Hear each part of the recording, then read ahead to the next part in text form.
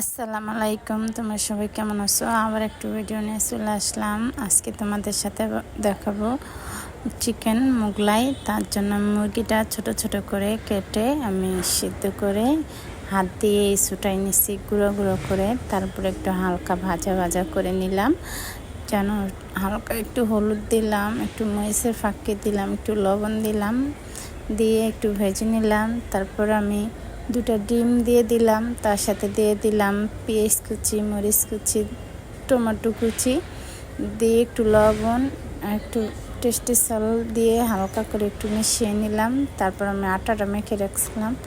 এখন আমি আটাটা পাতলা করে বেলে নেব, যেন একবার একটু মচমচে হয়, একদম পাতলা হোটেলের মতন পাতলা করে নিয়ে তারপর আমি উপরে দিয়ে দেব চিকেন আর ডিম ভাঙানো সব কিছু মশলাটা দিয়ে আমি সুন্দর করে একদম পারফেক্ট একটা মোগলাই বানাবো। বানিয়ে আমি এখন তেলে ভেজে নেব। তেলটা আগেই গরম করে নিছি। তেলে ভেজে একটু বাদামি কালার হলে একদম পারফেক্টই একটা মোগলাই হবে। আপনারা বাসায় বানিয়ে খাবেন, কোনো ভেজাল মুক্ত। আল্লাহ হাফেজ।